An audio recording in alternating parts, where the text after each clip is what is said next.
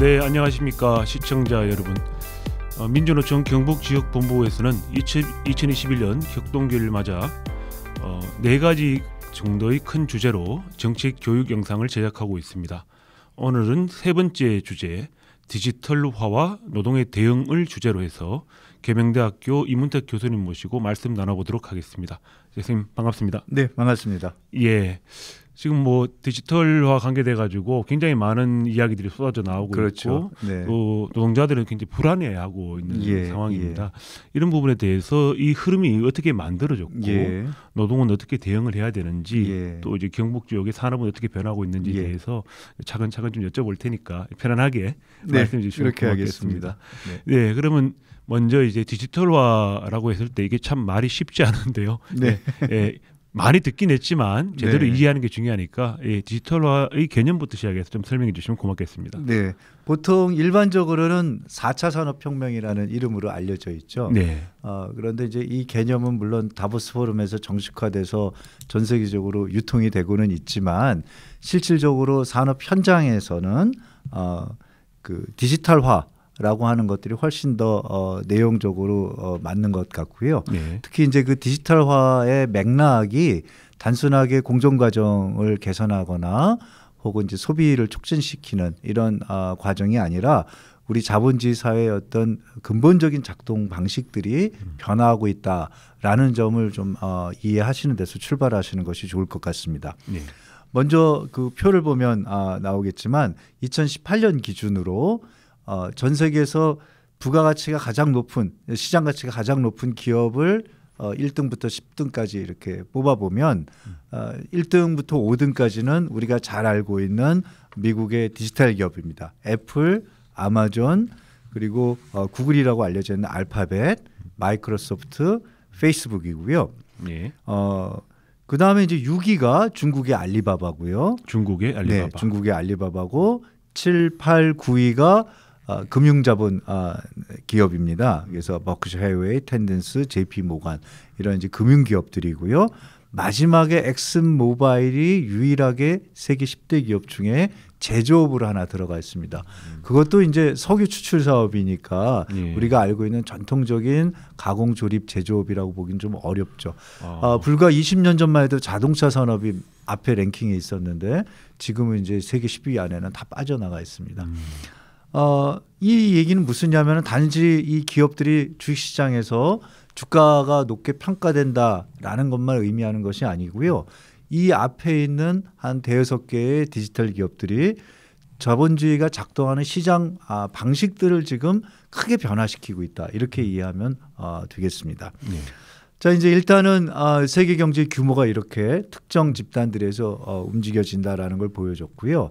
그러면 앞서 그 우리 임 선생님께서도 말씀하셨듯이 디지털화하면 이야기가 상당히 어렵고요. 또 디지털화가 뭐냐라고 하는 개념을 물어보면 사람들마다 굉장히 혼란스럽게 쓰는 것도 사실입니다. 그래서 간단하게 개념을 먼저 말씀드리자면 우리가 보통 영어로 디지테이션이라고 하는 것들은 우리말로 전산화에 가깝습니다. 0을 1로, 1로 0으로 이렇게 코드를 아날로그를 디지털 코드로 바꾸는 과정들이죠. 이건 이제 기술이 발전해서 나오는 거고요. 그다음에 디지털라이제이션이라고 하는 것들은 말 그대로 디지털화인데 그것은 우리가 일상생활에서 과거에 이제 손편지 쓰던 대신 요즘은 이메일 보내고 채팅하고 SNS 사용하지 않습니까? 디지털 기술이 발전하니까 우리가 이런 이제 IT 기술들을 활용을 해서 통신하고 소통하는 방식들을 바꿔나가는 거죠. 그런데 이제 이런 것들이 처음 등장한 건 아니고 90년대 이미 IT 혁명에 의해서 나왔는데 이것이 2000년에 넘어오면 비즈니스 모델에 이제 적극적으로 결합이 됩니다.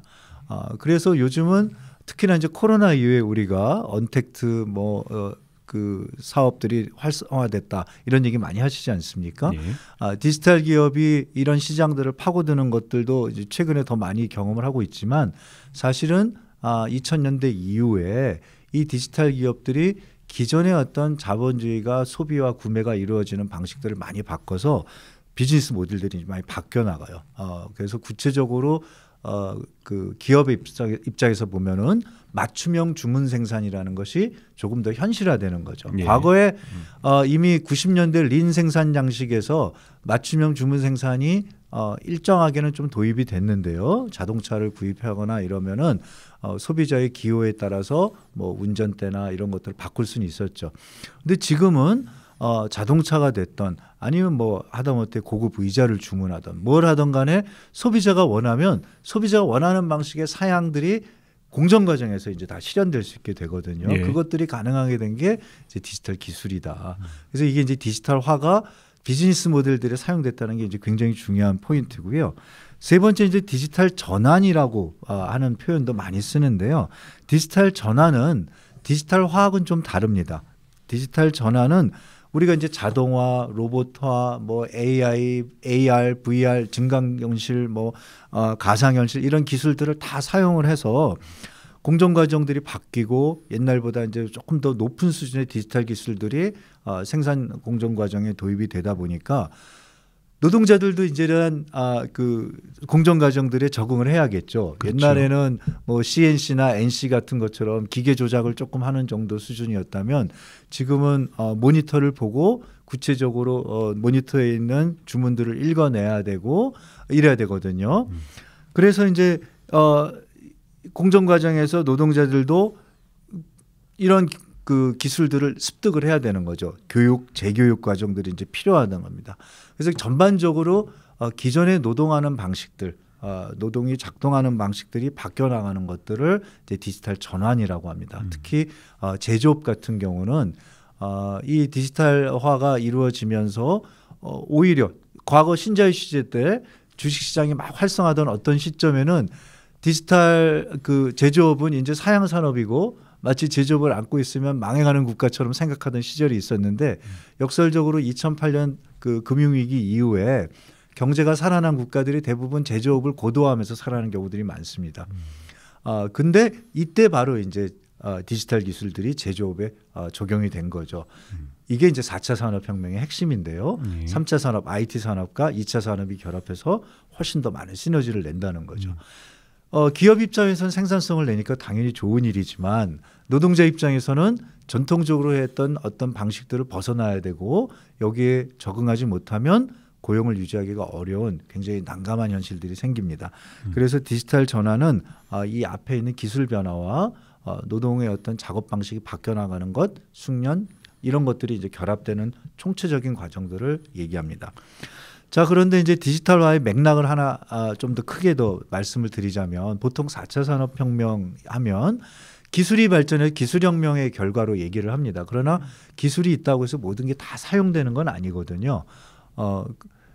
그러면 이제 왜 지금 이 시점에서 디지털 기술을 활용하고 심지어 디지털 자본주의라고 하는 정도로 이러한 큰 그 자본주의의 어떤 축적 과정의 변화가 발생을 하느냐.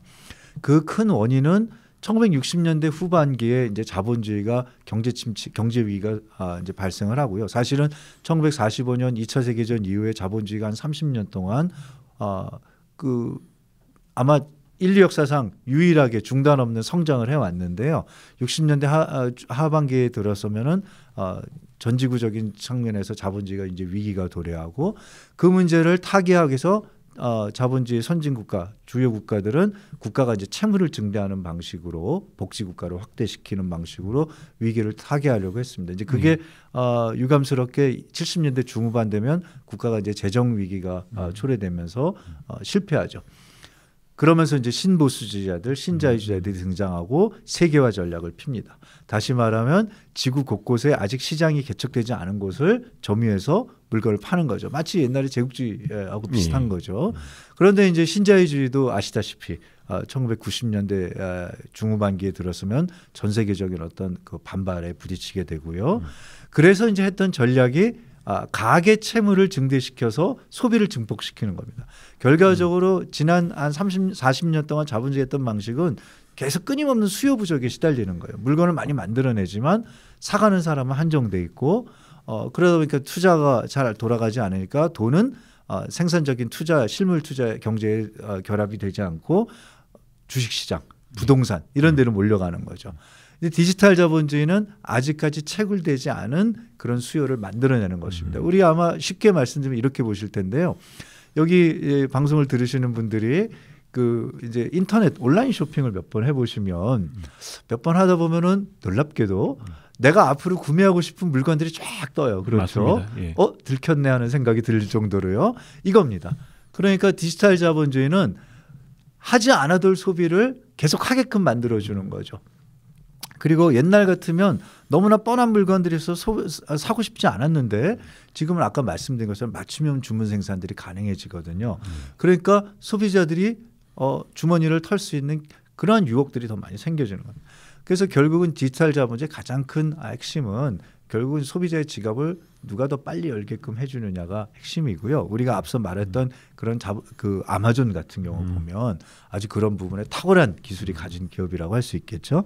그래서 이제 자본주의가 지난 40년 동안 이런 발전을 겪어왔다면 한국은 놀랍게도 IMF 이후에 이 40년의 역사가 20년 만에 이제 압축적으로 아마 비슷한 경험을 했던 것들을 기억하실 수 있겠습니다. 그래서 우리도 지금 이제 4차 산업혁명의 이름으로 여러 가지 혼란스러운 그 개념들이 얘기되고 있지만 실질적으로는 자본주의 총수요를 증가시키는 방식이고 우리나라도 지금 20대 기업, 10대 기업은 아직까지는 제조업의 영향력이 좀 더 강하지만 20대까지 보면은 훨씬 더 많은 디지털 기업들이 들어와 있습니다.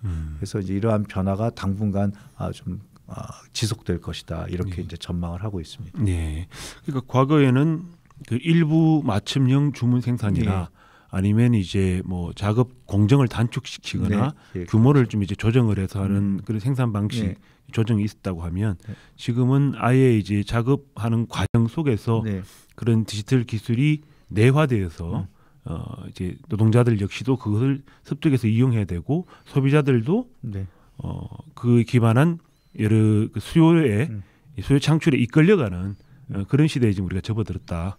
네, 그렇죠. 옛날에 이제 그 테일러리즘이 일반적이었던 생산 광적에서는 내가 하던 일만 하루 종일 하다 가면 됐는데 그렇죠.